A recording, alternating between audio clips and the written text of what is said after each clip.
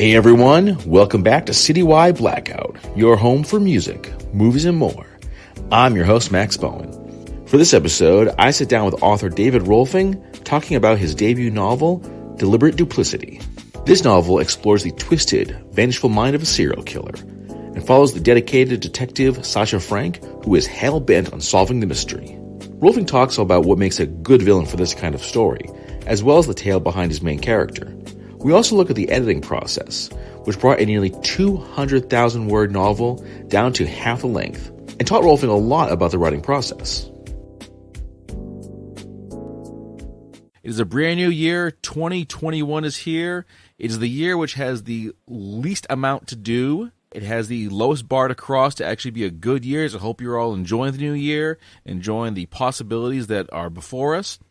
My next guest is author David Rohlfing. He has a debut book out, Deliberate Duplicity. I love titles with alliteration. Just flows so well. And David, welcome to the show. It's great having you here. Excellent. I look forward to it, Max. Thank you for inviting me on your show. Of course, of course. Now, this book is actually just released, River Grove Books, on January 5th. So this is just out there. Today. Yes. Yeah. So as of the day of this recording, your book is out there. How does it feel to have your first book out there after all the work that kind of went into it? It's kind of one of those eerie things. I never expected really to write a book. So you're right. It's taken a long time to get it out, going through the process of going through edits and all that you have to do to get a book out. So yeah, it's very exciting, kind of in a weird way, I guess is the best way to explain it. It's like you just put it out there and you just kind of sit back and just kind of wait for like things to happen now. Yeah, and today was an exciting day for me because a lot of reviews came out, and the book has had a lot of very nice reviews, which I'm very thankful for.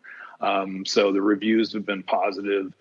So there's been a lot of activity on Twitter and the different social media sites out there. So that's been exciting as well, connecting with new people who are interested in the book and seeing my ranking go from like 500,000 on Amazon to a much better number in day one. So that was fun to watch too. So we'll see what the future brings. Yeah, definitely. Now, this year has certainly been, I think, a very rough time for artists of any kind. And normally when you put something out there, whether it's like an album or a book, there's always that follow-up. You say, okay, I'm going to do a tour. I'm going to do some readings. I'm going to do some signings. Obviously, none of that's an option for you. Were you hoping that you might be able to do that things might be cleared up enough that you could make some kind of plans? Yes, and we've actually been working with my publicist, and we've been trying to put together that plan and that part of launching a book. And it seems like we're one step forward, two steps back, and then one step forward and three steps back because we've never been able to secure a site or to get anywhere that is open. Restaurants and bars in Illinois, where I live, are all closed.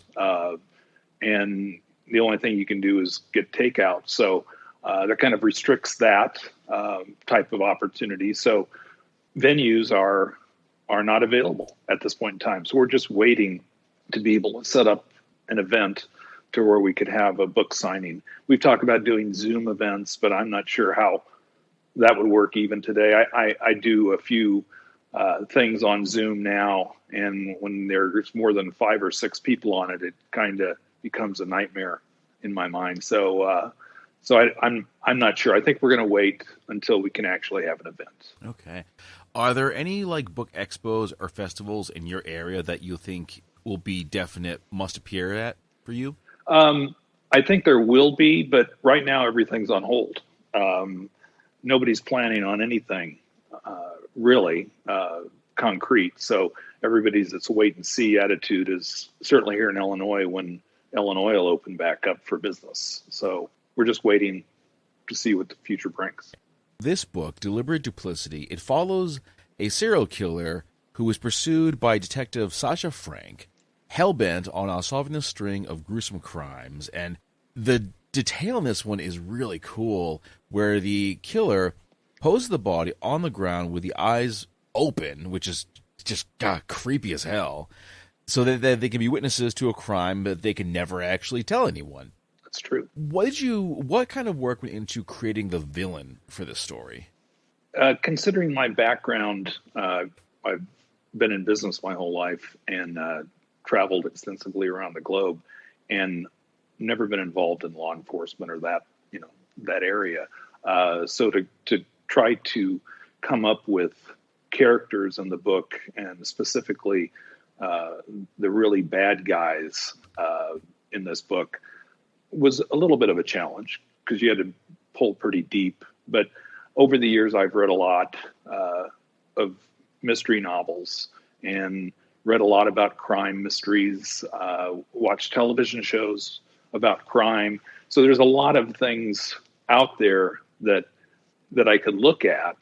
Obviously, what I've written in the book is kind of my story that I'm telling from my perspective, and it is bizarre. And a lot of my friends and family look at me, kind of out of the side, like, what the heck?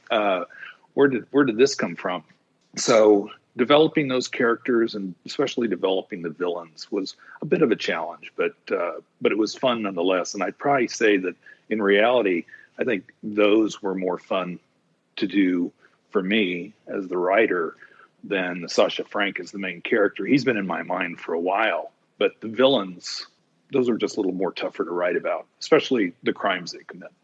What do you think makes a good villain for a story like this? I think somebody who really doesn't care about anybody but himself, somebody who doesn't care what they do to somebody else, somebody who exacts revenge effectively, which is what this book is about. Somebody who's wanting to do something to somebody for some reason.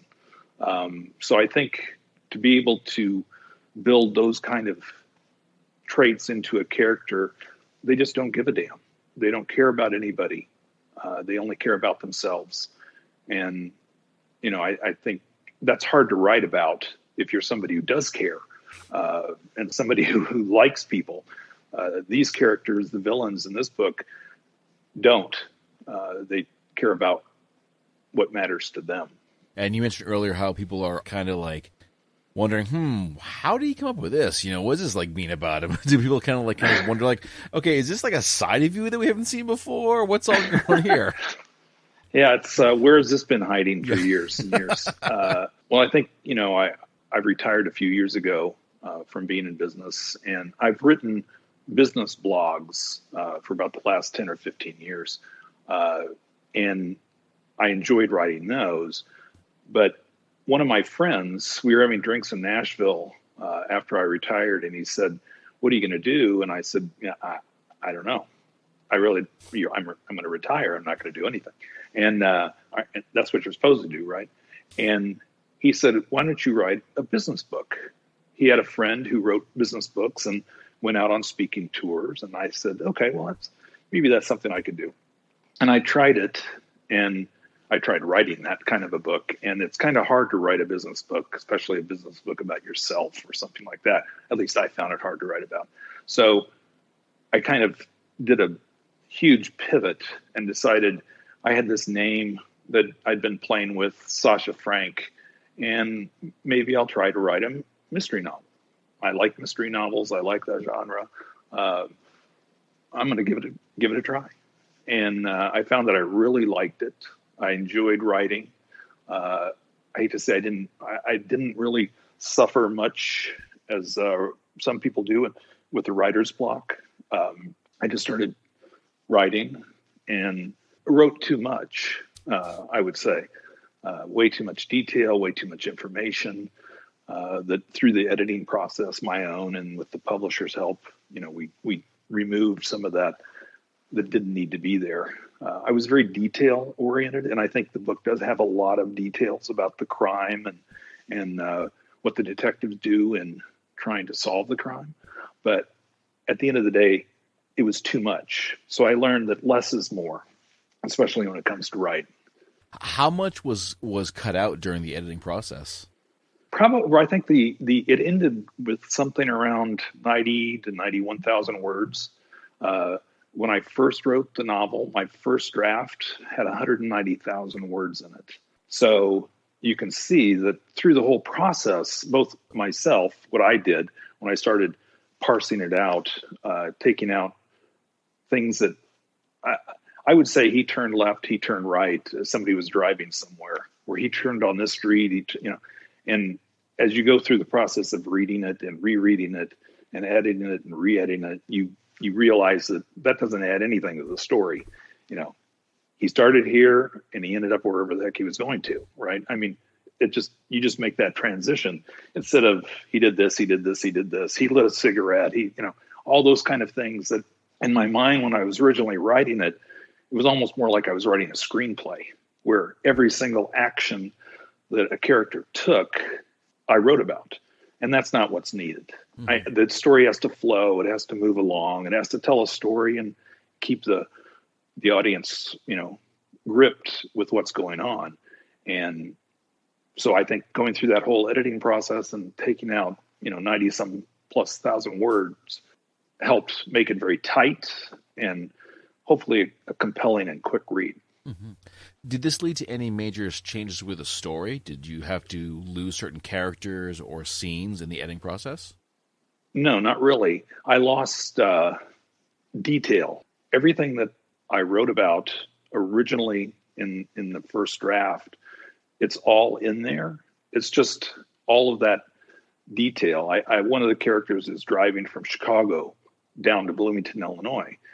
And I talk about driving past, Joliet and Gardner and different towns along the way, which wasn't necessary. But that was just the writing style that I initially wrote as, just over detailing things. So when I started stripping out all of that, there was a lot of backstory about one of the main characters involved with the killings that I thought was really interesting.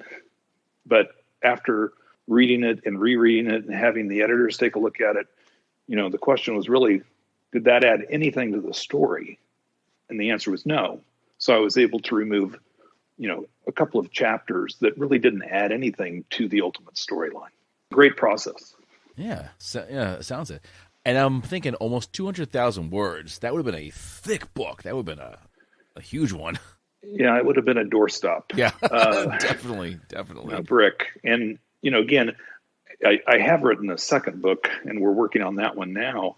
And not to talk about that, but the first draft is like 92,000 words. So I learned a lot going through the first book about what's important and what's not. Mm-hmm. So it's a much easier process going through the editing of it versus the original book. Again, it was my first stab, and anything that you initially do the first time isn't your best. Mm-hmm. So hopefully I'll improve as a writer as I continue to write. Now, as we talked about earlier, you don't have a background in either writing or law enforcement. So to write a police procedural is definitely an interesting turn for you. But my question to you is, how did you create your own style? Well, I've read, as I said earlier, I've read crime stories and with all of the different television shows on today talking about crime, real crime, fictional crime, all kinds of crime. It's easy to understand that, a crime takes place, the police show up, and they put on their latex gloves and they go through the process of what they need to do to investigate the crime. So to me, even though I haven't been in law enforcement, it seemed very natural just to write about visualizing what I would do effectively if I showed up at a crime scene. What are the steps that I would take in trying to understand what took place and looking for clues? Because whenever you read a book, especially a mystery novel, when I read a book anyway, I'm looking, who did it? Why did they do that?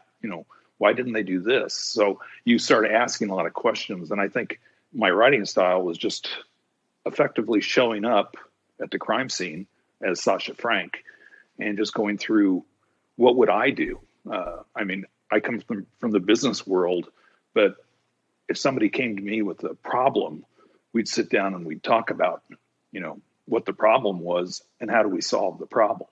That's not simplifying it, but that's what detectives do. they're presented with the problem, and then they have to figure out and solve the problem. So I just more used a style of what would I do if I were there. Hopefully that explains it. It does, yeah, it does.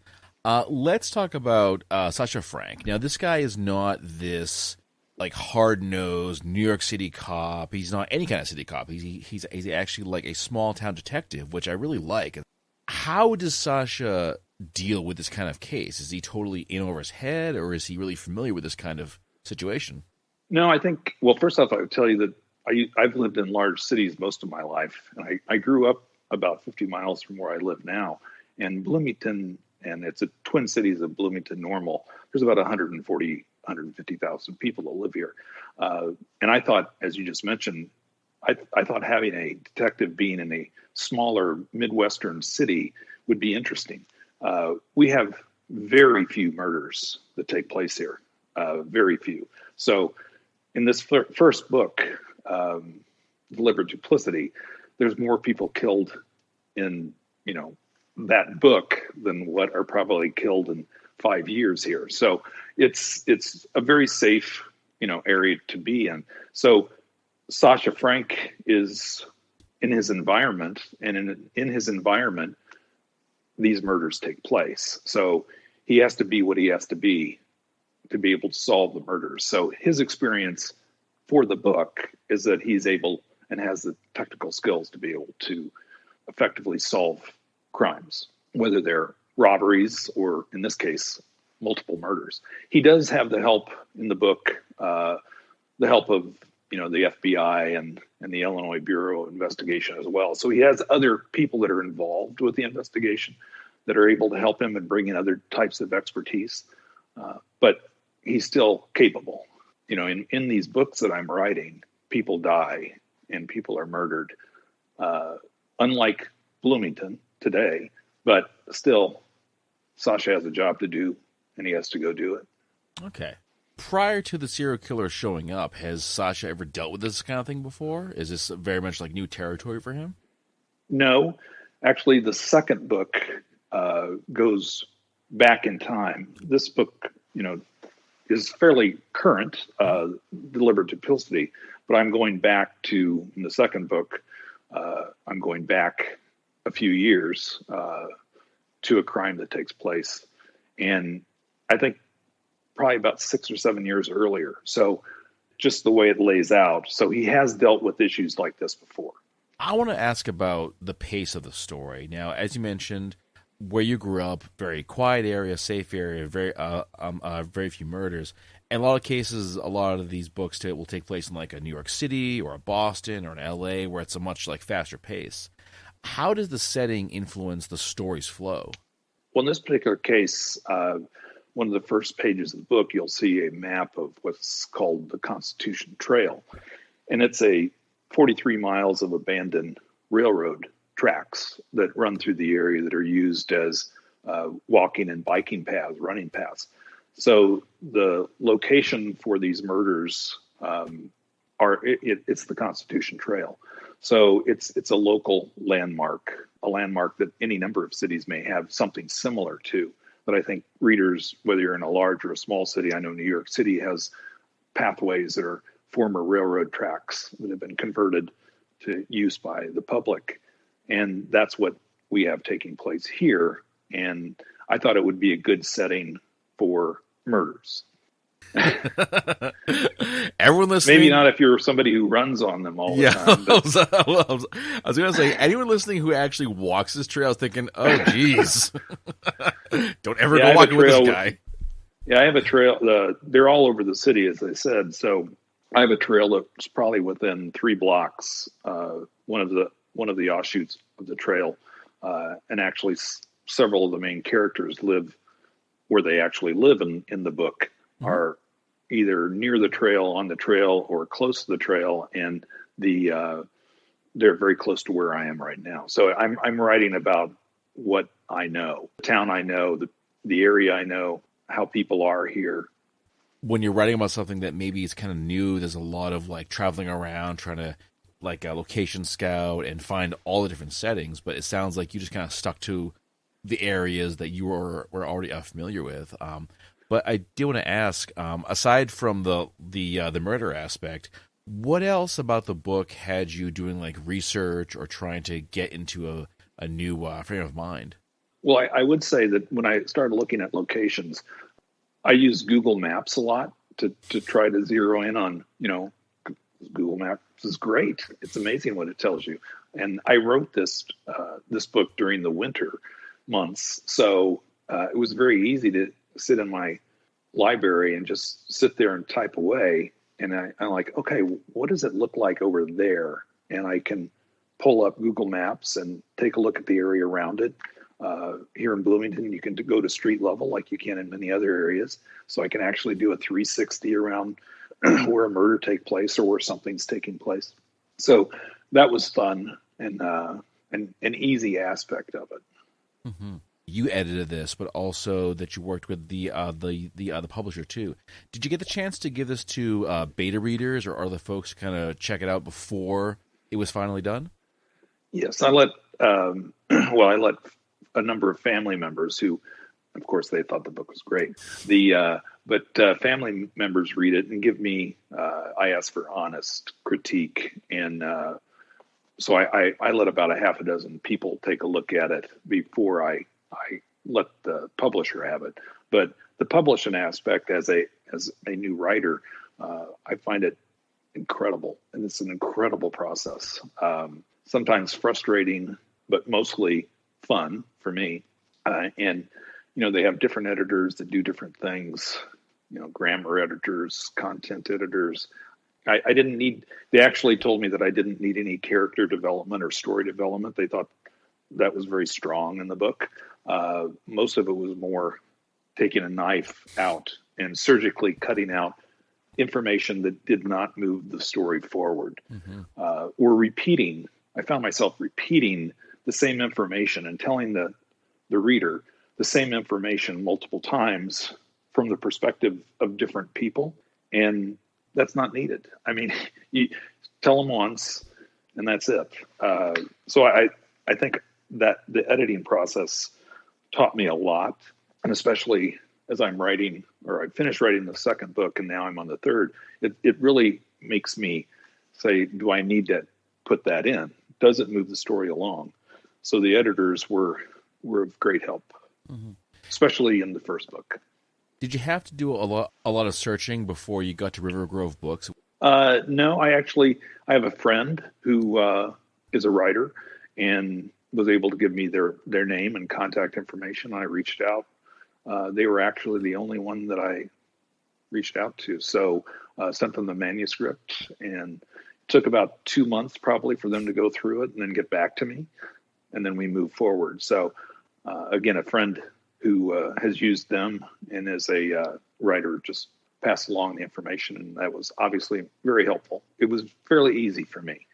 I understand that it normally is not, but for me, just because of the introduction aspect of it, that helped tremendously. Oh yeah, I mean, a lot of cases, it's definitely not about what you know; it's about kind of who you know, and those connections just saved you, months of sending out manuscripts and getting rejection letters and so forth. Yeah, and I come from the business world where connections are everything. Mm-hmm. It opens doors that you might not be able to open on your own, and so that was very helpful. Did your experience either in the business world or, as you mentioned before, doing the blog writing, did that kind of help you out when it came time to write this book, or was it entirely a brand new world for you?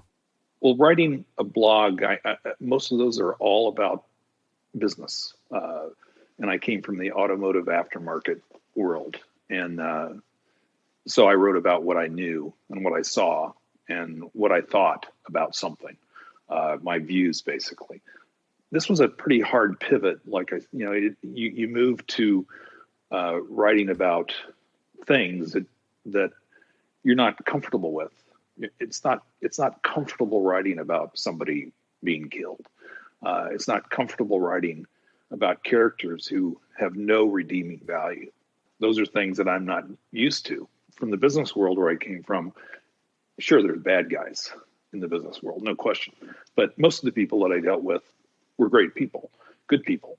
this going into this, you almost have to write about, bad guys, but there's always a worse guy, and you have to go to that place to where, you try to develop who that worst guy is.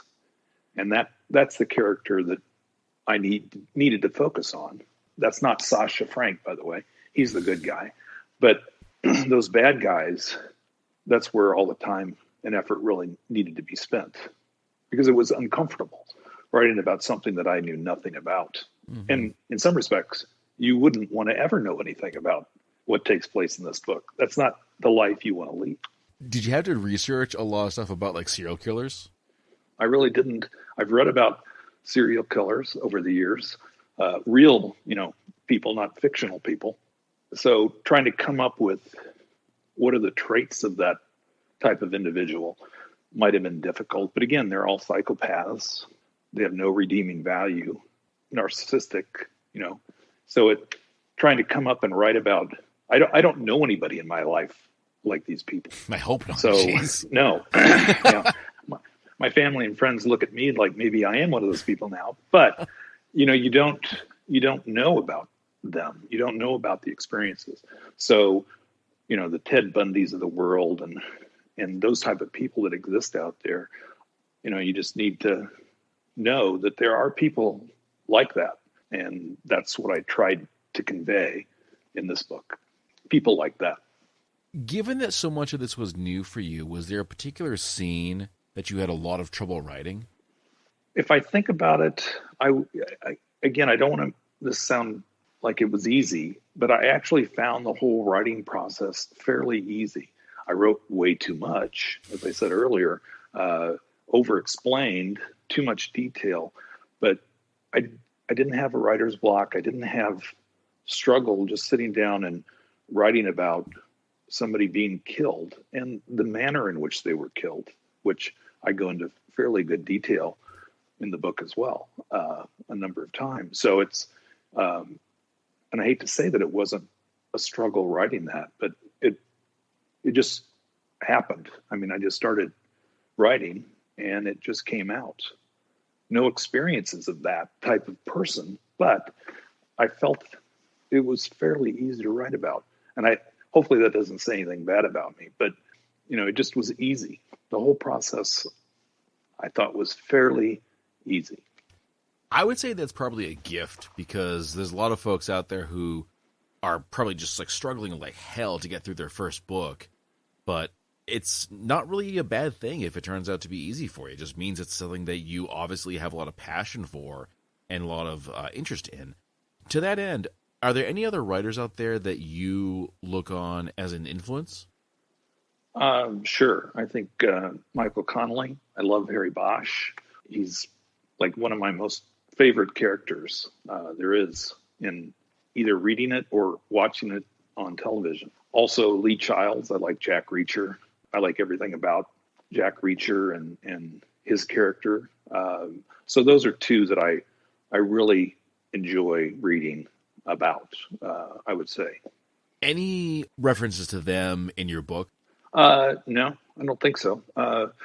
The Sasha Frank is persistent, goes through walls, over walls, under walls, whatever it takes to,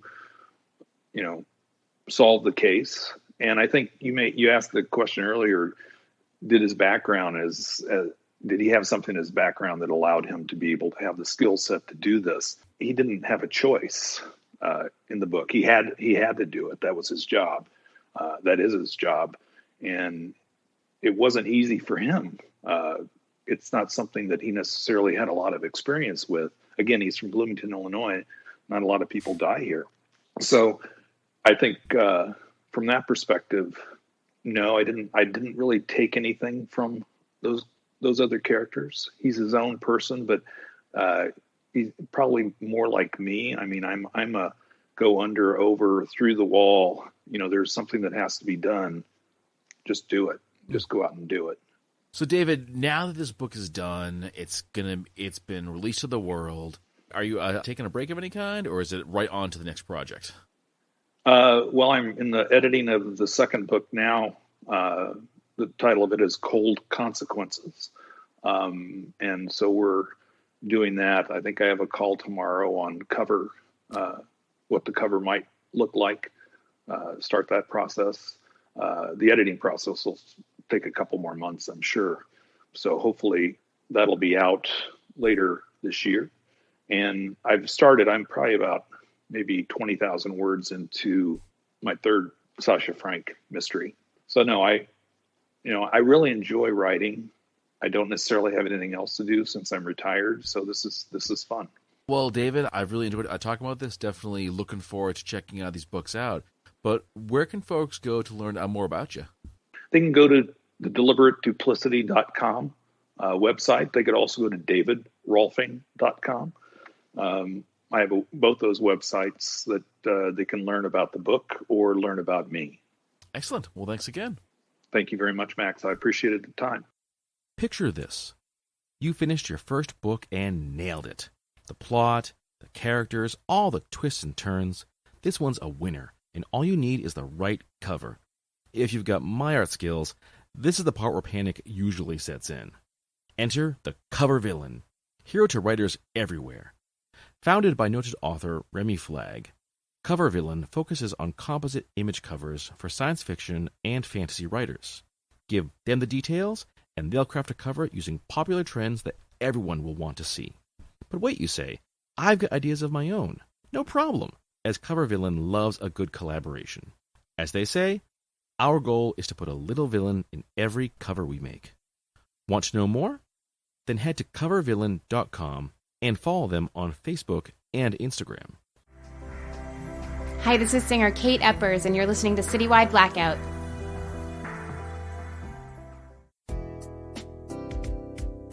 All right, folks, that brings this episode to a close. You can follow the show on Facebook under Citywide Blackout and Twitter and Instagram under Citywide Max. Listen to the show on Podbean, Spotify, Apple Podcasts, TuneIn, Amazon Music, and every Saturday at 10 p.m. on Boston Free Radio. As always, keep those ears open.